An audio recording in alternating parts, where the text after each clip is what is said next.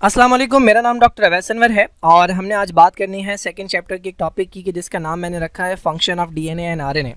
Book के अंदर इसका नाम डिफरेंट है, डीएनए एज हेरिडिटरी मटेरियल, यानी एक ऐसा मटेरियल जिसमें हमारी हेरिडिटरी इन्फॉर्मेशन होती है जो हमें पेरेंट्स से मिलती है, और RNA as a carrier of information. तो मैं समझाऊंगा कि इसका नाम मैंने ये क्यों रखा है। ये टॉपिक है हमारे पास। देखिए, डीएनए के बारे में ये कहा जाता है कि हमारी जितनी भी किसी भी ऑर्गेनिज्म की जितनी भी इन्फॉर्मेशन होती है वो डीएनए के अंदर होती है। ये बिल्कुल इसी तरह है कि जब आपको कोई डिश बनानी होती है तो उसके लिए आपके पास एक अदद रेसिपी होती है। उस रेसिपी के अंदर सब कुछ लिखा होता है कि कौन कौन सी चीज़ जाएगी इस डिश के अंदर और कितना कितना अमाउंट जाएगा, कितनी देर तक इसे पकाना है, क्या करना है, सब कुछ उस रेसिपी के अंदर लिखा होता है।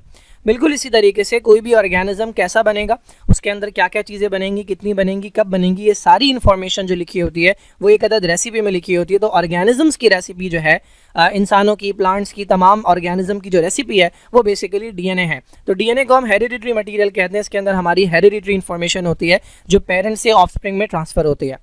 अब सवाल ये है कि सेल के अंदर तो बहुत सारी चीज़ें होती हैं, प्रोटीन्स भी हैं, कार्बोहाइड्रेट भी है, लिपिड भी है, न्यूक्लिक एसिड भी है।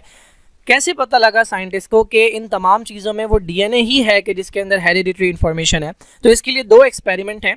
एक एक्सपेरिमेंट जो है, ये दोनों एक्सपेरिमेंट आप सेकेंड ईयर के अंदर जाकर पढ़ेंगे। इनमें से एक जो है वो मैं थोड़ा सा एक्सप्लेन कर रहा हूँ। ये एक्सपेरिमेंट किया था ग्रिफिथ ने। देखिए, हमारे पास एक अदद बैक्टीरिया होता है जिसका नाम है स्ट्रैप नमोनिया। स्ट्रेप्टोकोकस कहते हैं इसे, स्ट्रेप्टोकोकस या स्ट्रैप नमोनियाए। ये नमोनिया कॉज करता है जो बेसिकली लंग्स का इन्फेक्शन है। स्ट्रेप्टो का मतलब होता है चेन और कोकस का मतलब होता है सर्कुलर बैक्टीरिया, या 6 चैप्टर में आप पढ़ेंगे। तो ये सर्कुलर बैक्टीरिया कोकस है और इसकी अगर चेन हो तो ये कहलाता है स्ट्रेप्टोकोकस। और नमोनिया जो है ये नमोनिया कॉज करने वाला, नमोनिया लंग्स का इन्फेक्शन होता है जिसमें लंग्स के अंदर पानी भर जाता है, जिससे सांस लेने में प्रॉब्लम होती है। अब इसकी ना दो टाइप होती हैं। एक होती है इस तरह की, ये बैक्टीरिया है, इसके ऊपर कोई कैप्सूल नहीं है, और ये वो बैक्टीरिया है कि जिसके ऊपर ये कैप्सूल चढ़ा हुआ है। तो ये वाला जो बैक्टीरिया है विदाउट कैप्सूल, ये कहलाता है आर टाइप। आर का मतलब है रफ, क्योंकि इसकी सरफेस स्मूथ नहीं होती। कैप्सूल जो है वो इसे स्मूथ बनाता है। मैंने तो रफ बना दिया, लेकिन ये स्मूथ होता है कैप्सूल। तो आर टाइप जो है इसके पास कैप्सूल नहीं होता, जिसकी वजह से ये ख़तरनाक भी नहीं होता, यानी ये बीमारी कॉज नहीं कर पाता। तो ये नॉन विरेलेंट है। जबकि जो एस टाइप है जिसके पास कैप्सूल मौजूद है, स्मूथ वाला, ये अपने कैप्सूल की मदद से बहुत तेज़ी से बीमारी कॉज करता है और इवन डेथ की तरफ ले जाता है। तो ये एस टाइप जो है ये विरेलेंट है, ये नुकसान पहुंचाता है। अब ग्रिफिथ ने क्या किया, चूहा लिया और चूहे के अंदर इंजेक्ट किया आर टाइप। अब आपको पता है आर टाइप जो है इसके पास कैप्सूल नहीं होता। जब कैप्सूल नहीं होता तो ये नॉन विरेलेंट होता है। तो चूहे को क्या होना चाहिए था, चूहा जिंदा रहा, चूहे को बीमारी नहीं हुई और ना ही उसकी मौत हुई। सेकेंड स्टेप के अंदर इसने क्या किया, इसी चूहे के अंदर इंजेक्ट किया एस टाइप। अब एस टाइप के पास कैप्सूल होता है और ये ख़तरनाक होता है, तो इसने इस चूहे को बीमार किया और उसकी वजह से चूहे की मौत हो गई। थर्ड स्टेप के अंदर इसने क्या किया, एक और चूहा लिया और अब की बार दोबारा एस टाइप डाला, लेकिन इस एस टाइप को पहले हीट के ज़रिए किल कर दिया। तो जब इसने heat killed S type bacteria डाला तो अब की बार चूंकि ये मर चुका था बैक्टीरिया, तो चूहे को कुछ नहीं हुआ और चूहा जो है वो जिंदा रह गया। चौथे स्टेप के अंदर इसने क्या किया, इसने कहा ऐसे कैसे जिंदा रह गया ये। इसने दोबारा इसके अंदर यही वाला बैक्टीरिया डाला, लेकिन अब की बार इसके साथ शामिल कर दिया आर टाइप, वही देखने के लिए कि क्या होता है। अब देखें, ये वाला बैक्टीरिया था तो इसने भी नहीं मारा था चूहे को, और आर टाइप तो होता ही मासूम है, इसने भी नहीं मारा था, तो चूहे को नहीं मरना चाहिए था, चूहे को कुछ नहीं होना चाहिए था। लेकिन मसला ये हुआ कि चूहे की मौत हो गई। अब ये बड़ी कंफ्यूजिंग बात थी। तो इन्होंने अज्यूम किया कि या तो ऐसा हुआ है कि ये अंदर जाने के बाद, ये वाला बैक्टीरिया जो है ये अंदर जाने के बाद जिंदा हो गया, ठीक है, नेपाली बैक्टीरिया था ये, तो ये अंदर जाने के बाद जिंदा हो गया। या फिर ऐसा हुआ है कि ये वाला जो मासूम वाला बैक्टीरिया था ना, इसने अपने आप को चेंज कर लिया, इसमें कुछ ऐसा हुआ है कि ये चेंज होकर ख़तरनाक हो गया। तो उस वक्त जो है सिर्फ ये अज्यूम किया गया था कि शायद इस बैक्टीरिया की कोई चीज़ ऐसा है कि एक शख्स अगर मरा हुआ पड़ा हुआ है और उसके पास गन है, तो वो ख़तरनाक शख्स था जो मर गया, लेकिन अगर एक मासूम शख्स उसकी गन उठा ले तो वो भी ख़तरनाक हो जाएगा। बिल्कुल इसी तरीके से ये जो एस टाइप बैक्टीरिया था, इसका कोई ना कोई हथियार था जो इस आर टाइप बैक्टीरिया ने उठा लिया, जिसकी वजह से ये मासूम से ख़तरनाक हो गया। अब वो हथियार क्या चीज़ थी, कार्बोहाइड्रेट था, प्रोटीन था, डीएनए था, आरएनए था, लिपिड था, क्या था, ये उस वक्त तक नहीं पता था। कुछ वक्त के बाद आगे जाके 2 साइंटिस्ट ने ये एक्सपेरिमेंट दोबारा किया और उसके नतीजे में उन्हें पता लगा कि वो जो मटेरियल था जो उठा लिया था इस बैक्टीरिया ने, जिसकी वजह से ये चेंज हो गया, वो मटेरियल डीएनए था। तो हुआ कुछ यूँ कि जब इस बैक्टीरिया का डीएनए, जब इस बैक्टीरिया को हीट के जरिए किल कर दिया तो इसका डीएनए जो है ये बाहर आ गया। ठीक है, ये डीएनए के टुकड़े हैं जो बाहर आ गए और ये वाला बैक्टीरिया सलामत था, आर टाइप। इसने क्या किया, ये डीएनए हासिल कर लिया। जब इसने ये डीएनए हासिल कर लिया तो इस डीएनए के अंदर इंफॉर्मेशन थी कैप्सूल बनाने की, तो इसने अपने अराउंड कैप्सूल बना लिया, जिसकी वजह से ये आर टाइप से चेंज होकर बन गया एस टाइप और इसने चूहे के अंदर बीमारी कॉज करके उसे मार दिया। तो ये वाला प्रोसेस कि जिसके अंदर एक तरह का बैक्टीरिया दूसरे तरह के बैक्टीरिया में अपने आप को चेंज कर सकता है, ट्रांसफॉर्म कर सकता है, ये कहलाता है ट्रांसफॉर्मेशन। और वो क्या चीज़ है जो ये ट्रांसफॉर्मेशन करवाती है, वो डीएनए है। तो यहाँ से हमें पता लगा था कि डीएनए के अंदर इंफॉर्मेशन होती है और डीएनए जो है वो हेरिडिटरी मटेरियल होता है। अब सवाल ये है कि हमें ये तो पता लग गया कि डीएनए जो है उसके अंदर, ये देखें ये ग्रिफिथ है, इसका एक्सपेरिमेंट था और ये ट्रांसफॉर्मेशन कहलाता है। अब इससे हमें ये तो पता लग गया कि डीएनए जो है हमारे पास वो हेरिडिटरी मटेरियल है। दूसरा एक्सपेरिमेंट किया गया था बैक्टीरियोफेज पे। बैक्टीरियोफेज एक तरह का वायरस होता है, ये चैप्टर 5 में आप पढ़ेंगे। ये वायरस बैक्टीरिया पर अटैक करता है। खैर, तो अब सवाल ये है कि भाई डीएनए के अंदर अगर इन्फॉर्मेशन है भी तो वो डीएनए की इन्फॉर्मेशन बाहर कैसे आती है और किस फॉर्म में है डीएनए के अंदर इन्फॉर्मेशन। तो ये डीएनए का स्ट्रक्चर है। डीएनए के अंदर 2 धागे मौजूद होते हैं और ये दोनों धागे बने होते हैं छोटे छोटे यूनिट से, जिन्हें हम कहते हैं न्यूक्लियोटाइड। ये थोड़ी बेहतर डायग्राम है डीएनए की। तो कहाँ गया मार्कर? हाँ, तो ये जो है ये एक धागा है, अल्लाह नज़र ही नहीं आ रहा कहाँ जाए, ये एक धागा है, ठीक है, और ये वाला जो हिस्सा है ये दूसरा धागा है। अब आपको पता है डीएनए पूरा जो है वो बना होता है छोटे छोटे यूनिट से, जिसे हम कहते हैं न्यूक्लियोटाइड। तो ये एक पीस जो आपको नज़र आ रहा है, दिस इज़ 1 न्यूक्लियोटाइड। ठीक है, ये एक पीस जो आपको नज़र आ रहा है, this is 1 nucleotide, this is 1 nucleotide. ठीक है, एक न्यूक्लियोटाइड के अंदर क्या होता है, एक एक पेंटोज शुगर होता है, 5 कार्बन वाला कार्बोहाइड्रेट होता है, उसके साथ एक अदद फॉस्फेट लगा हुआ होता है, ठीक है, और साथ में एक अदद नाइट्रोजनस बेस होता है, नाइट्रोजन का रिंग। अच्छा, अब पूरे डीएनए के अंदर ना ये चीज़ सेम होती है, पेंटोज शुगर और फॉस्फोरिक एसिड ये सेम होता है, पूरे डीएनए में ये सेम होता है। जिस चीज़ में फ़र्क आ रहा है वो ये बीच वाली चीज़ है जिसे नाइट्रोजनस बेस कहते हैं।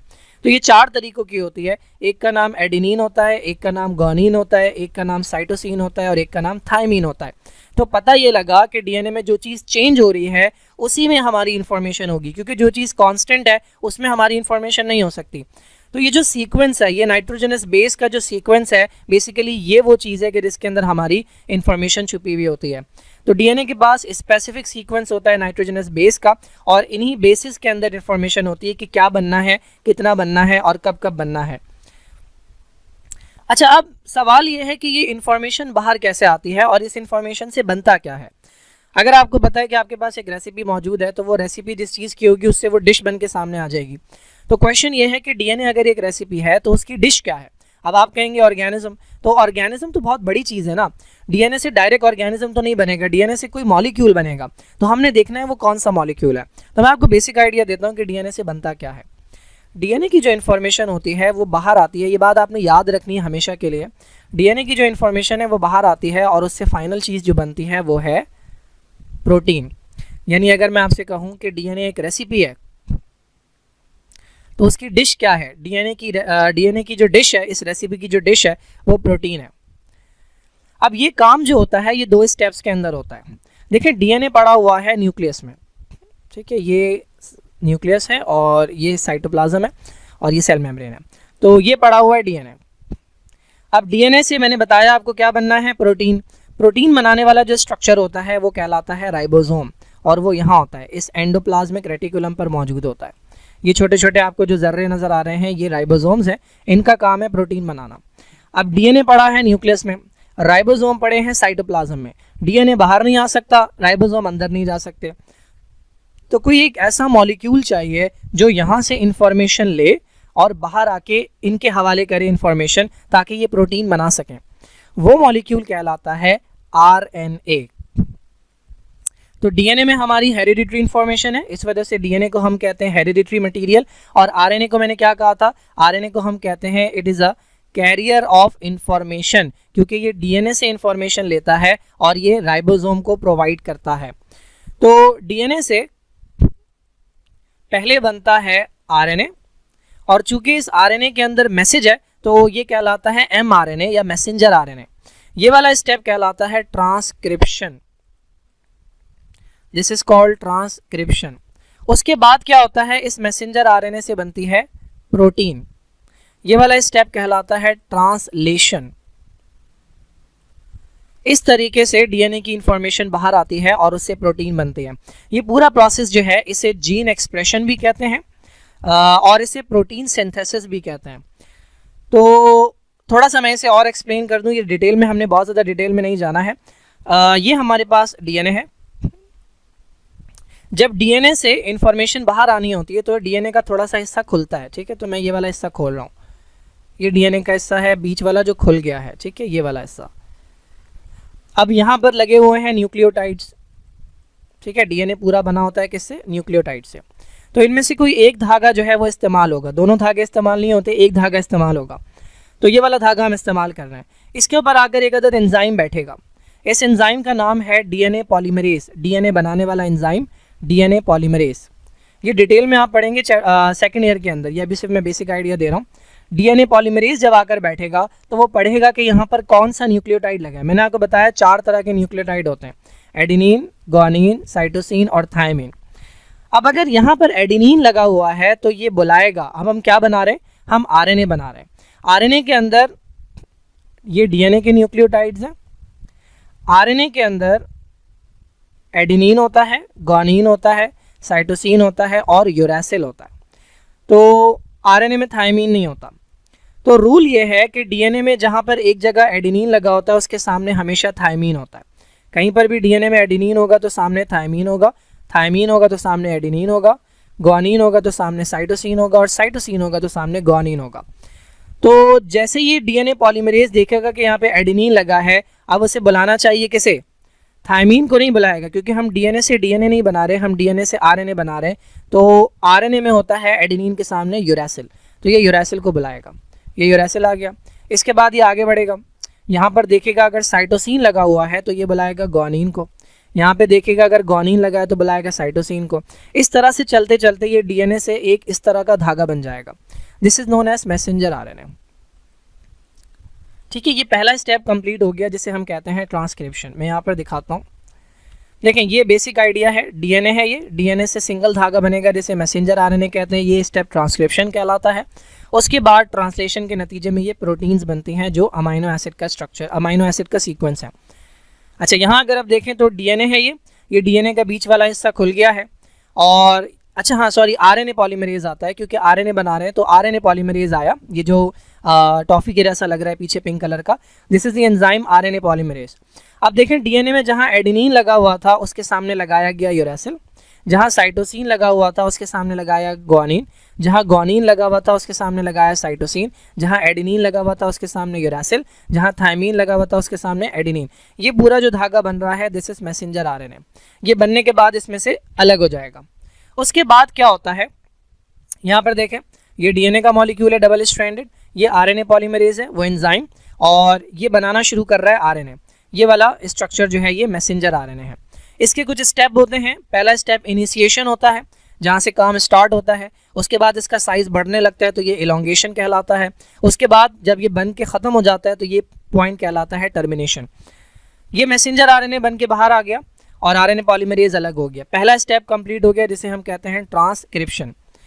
ये एक तरह का आरएनए बन गया। अब ये आरएनए जाएगा इस स्ट्रक्चर के पास जिसे कहते हैं हम राइबोसोम। मैं थोड़ा सा बताता हूँ कि राइबोसोम करते क्या हैं। राइबोसोम कुछ इस तरह, सॉरी इस तरह का नहीं है,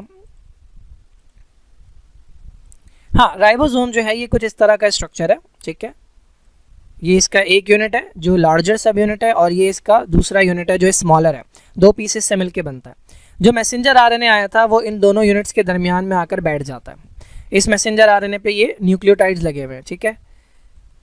राइबोसोम क्या करता है, 3 न्यूक्लियोटाइड्स को एक बार में पढ़ता है और इन 3 न्यूक्लियोटाइड्स को मिलाकर हम कहते हैं कोड। जैसे कि ये लगा हुआ है एडिनिन, ग्वानिन, साइटोसिन, यहाँ पे लगा हुआ है uracil, uracil adenine, adenine, cytosine, uracil. तो ये 3 न्यूक्लियोटाइड को मिलाकर पढ़ता है। इन 3 न्यूक्लियोटाइड को देखकर इससे समझ आता है कि कौन सा अमाइनो एसिड यहाँ पर आकर अटैच होगा। तो एक एक कोड को पढ़ता रहता है राइबोसोम और अमाइनो एसिड को बुलाता रहता है। अब अमाइनो एसिड किसके ऊपर चढ़ के आते हैं? आपने पढ़ा होगा कि आरएनए की 3 टाइप्स होती हैं। एक मैं बता चुका हूँ, जिसे हमने कहा मैसेंजर आरएनए। एक और टाइप होती है जो राइबोसोम के अपने अंदर होती है, वो यहाँ पर नज़र नहीं आ रही लेकिन इस राइबोसोम के अंदर होती है, वो कहलाता है आरआरएनए, राइबोसोमल आरएनए। और फिर एक और टाइप होती है जो कि कहलाता है टीआरएनए, ट्रांसफर आरएनए।